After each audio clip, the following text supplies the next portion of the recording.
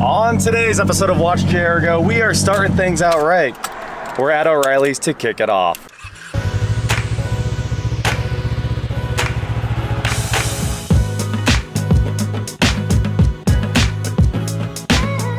What is going on, guys? I am WatchJRGo, and today we are scrambling to get everything done on this car in the next few minutes before we leave for my trip. There's like a walnut right there. Can you see that? Were there squirrels in this car or what? All right, we're gonna run inside here and buy some oil for this thing. The filter is special order Ferrari Maserati only, so that just came in.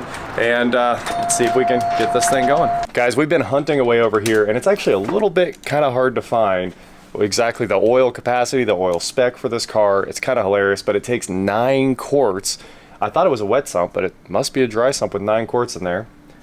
And Levi is trying to hack the system here and actually look up, I guess, passenger car light truck. Yeah. If there's a Wix filter that crosses, because nobody has a reference for what crosses. What year Maserati is it? It's a 08, going deep. It's not even listed. Don't see it, man. That is wild. They probably like reverse the threads on the filter just to mess everyone up and make it hard to install too. Levi is searching everywhere, and he's got the original part number.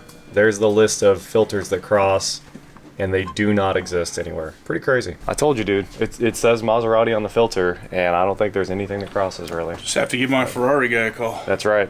Luckily, we have 0 of those here in town. So there you go, guys. The Boy Scout lesson, always be prepared right there. Luckily, I bought one many days ago, and it came in this morning, so thanks, Levi. You're welcome, sir. You have a good day. Yeah, 3 hours maybe to get this whole car done. Tires, oil filter. It's a 30-minute job, man.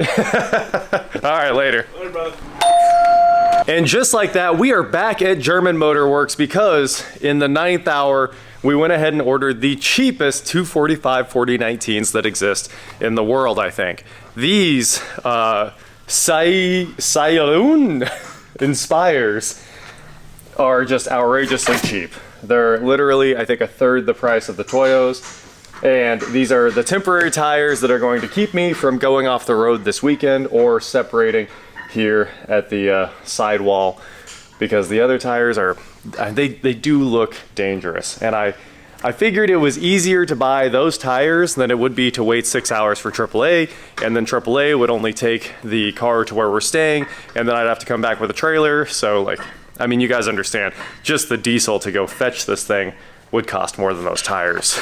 So we've got it back on the lift. I'm gonna get it up in the air, swap out those front tires real quick, and balance them too, because it does seem like the front wheels had a slight vibration, and it's probably because those tires are trash. Anyway, they're basically original to the car.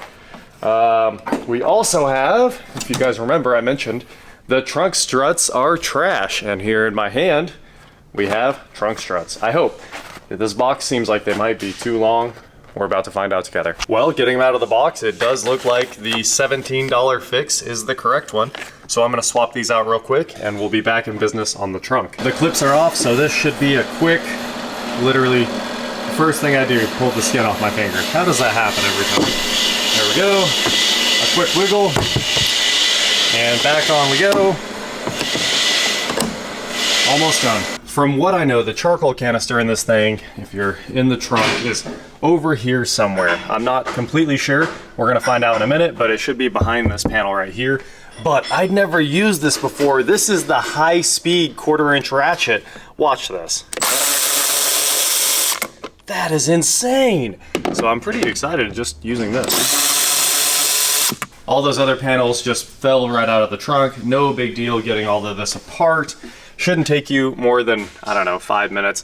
So I'm just basing what I have to take apart on this lip right here, which has me thinking that I need to pull these, then this. Although I might be able to cheat and just pull this, because it's already kind of down, probably from somebody looking for the charcoal canister. Now this is antique. Look at that electronic parking brake.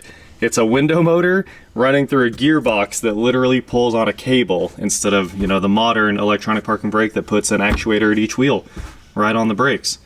Pretty cool. Here's our charcoal canister right up there above the passenger side wheel well at the very top. And it does look like, in reality, you should take all of the trunk trim out before you get to here.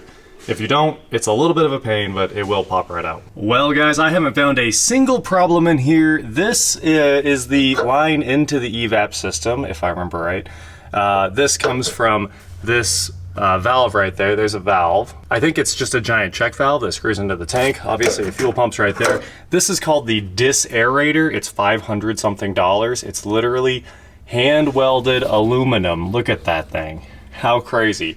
So this is just supposed to make sure that liquids don't enter the evap system from what I can tell. And if they do, it feeds them back in over here, back into the top of the tank. You can see that. And then this other line is this one right here that I have off. There's no blockages in anything. That one actually connects to the evap. This is the diagnostic pump that's very expensive. It's like $500 for basically nothing here. This is what leak checks the evap system. And when it's open, it feeds intake air from the wheel well. There's the intake air. There's a filter inside there. That goes into the diagnostic pump, and this connects to the charcoal canister as well. And this is the line to the engine. And when the purge valve is open, it sucks air through this into the intake. I think I'm gonna take the Autel, open the purge valve, try to shoot some air into the intake. If that works, everything's fine. Everything back here is sealed. Everything does what it's supposed to do. I'm not smoking it, but I don't see how there could actually be an issue. And the charcoal canister, I was expecting it to be pretty full of gasoline. Not even a drop. So the stock one might be just fine. Ferrari. Why on earth does it smell like gas in here? The only thing I can actually think is that it could be the rubber seal under the pump. So if that's true, you have to pull the tank and we'll need it to be empty, and it's gonna be a much bigger job than where I am now, because these straps, they're always a big pain to get out. I will say this valve here, which should be it's an emergency let me vent or something like that, it was basically stuck shut. So I do think the evap system's always pulling against it, but when the vapors get to be too much, it should vent out of the cap. And it was basically totally stuck, so this isn't a new gas cap. It just looks pretty nice. It could probably use a gas cap. I can hear the canister purge valve cycling during its active test, so we're good there. This is kind of cool. We can turn on the fuel pump. It definitely does fuel pump things. Positive result. Okay, what we actually need here is, where is canister purge disable? Guys, I can't find what I need here. I want to run that diagnostic pump, but I don't see it in here. Well, after pulling everything apart and then blowing a little bit of air into this charcoal canister, the new one, it smells more like gasoline than the old one. So I might just put the old one back for now. I hate to do that. I'm gonna have Johnny's brain added to this conversation here in just a minute, and we'll kind of come up with a game plan, decide which one to put back in, and then plug everything back in. I already started hooking it all back up because from what I can tell, there are no problems. Maybe after the trip, we're gonna have to smoke this thing, and hopefully it stops smelling like fuel in the meantime. It is absolutely pristine in here. Definitely not a dirt road car or anything like that. No reason these filters would be clogged. I just can't see what problem there could be. So hopefully, I mean, if everything's working right, then it'll start drawing vapors out of here and we'll be all right. We are moving right along on this thing. Johnny and I had a quick meeting and said put the new part in. So the new evap canister is in and all of that's bolted back together. It's pretty simple. You'll probably need to get the diagnostic pump out first. So pop that line off the canister, and you can just get that line off by squeezing the top and bottom, get the connector off the pump, and then pull those two bolts, and there's a screw on the filter, and it's super easy to get that out. And then there's 3 bolts. If you don't see it, there's 2 right here, and there's one more that's like 6 inches farther back that's invisible. You'll need to pull all of those to get the canister out, and then 1 bolt holds the canister into the bracket. So that's all done, back together, and the lines just snap back in place. It takes about 2 seconds. You can't even get them wrong. Obviously, they're all hard-lined and plastic, and if you do get them wrong, well, you really tried. It would be pretty hard to mess this up. Also, while we were waiting, while Johnny was eating lunch, we got all the tires done. So it's got new front tires, some Inspires on it, and we did also find out that this wheel needs thrown away. The others were all fine, but that wheel's not that great. It's probably my vibration that I've been feeling at 80. Obviously today, we're just gonna drive it because at least it's balanced. We got it balanced on the machine. It might be a little out of round, but it's just one of those things you have to deal with. So right now, I'm gonna put all the back interior back in. It just takes a couple of minutes. And after that, we'll be on to the oil change. Also found this cover. It was under the battery. There we go. The trunk is all back together. New evap canister installed. Let's move on to our oil change. This is super nice, guys. Look at that. The trunk opens itself now. All right, we're done with this.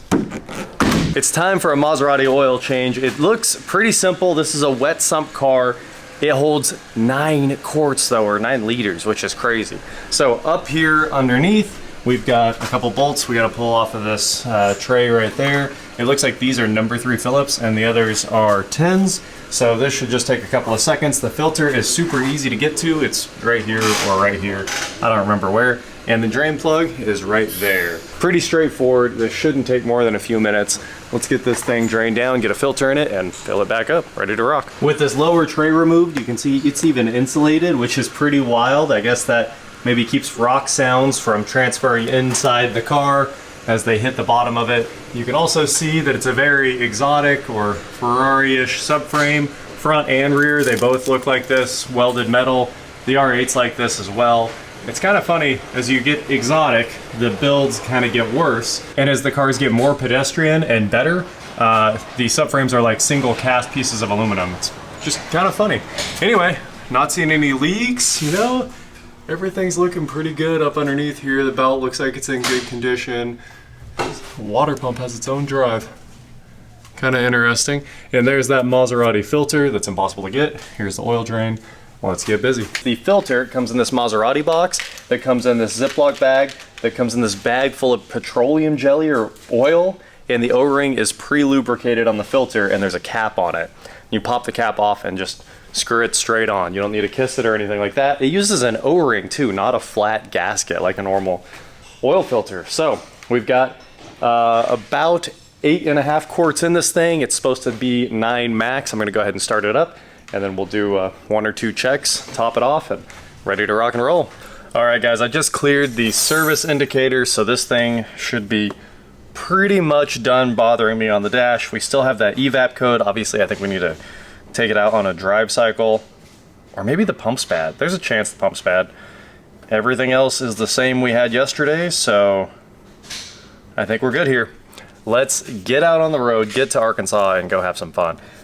Hopefully it makes it the whole way, and if it doesn't, I guess we're calling old AAA anyway. A few minutes later. The Maserati is no razor blade, I'll tell you that.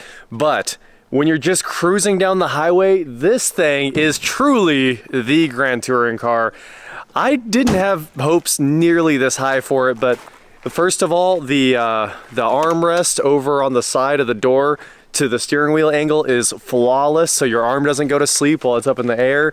The steering wheel will just stay straight right down the road. When you're out on the highway, you don't have to give it any input, and then it can kind of take a corner. So honestly, we put like 300 miles on it today. It's doing great. I like the car way more than I expected, and it's sort of fixed, other than the gas smell. That's definitely not fixed. The windows were open the whole trip. Just this much though. I got the heat set at 83, the windows open, it's perfect. And of course the heated seats can finish off the package if you have any other trouble. So I just have more troubleshooting to do. Once we get that gas smell out of this car, whoo, it will be a force to be reckoned with. The only thing I just don't like that you don't know where the front end's at, and it's not exactly predictable. But once you get the line set in the corner and then add a bunch of power, it's great. And my other negative about it is I'm used to being up here with a dual clutch or a manual that's a lot more predictable, or, you know, say I don't need to change gears mid-corner, or if I do, it's a dual clutch and they can snap it off and they don't unsettle the car. When this thing does 4.3 and 3.2, those ranges in there, it unsettles the car, and that's really scary. So a lot of times I have to be in too high of a gear and not where I want to just have like full power in and out of corners. But, you know, I love it. That is it for today, guys. Thank you so much for watching. Don't forget to head on over to shop.watchjrgo.com for cool shirts not like this. And please like, share, subscribe, do whatever you want to do, and I will talk to you next time. I know it looks like midnight, but it's like 9 p.m. It's crazy.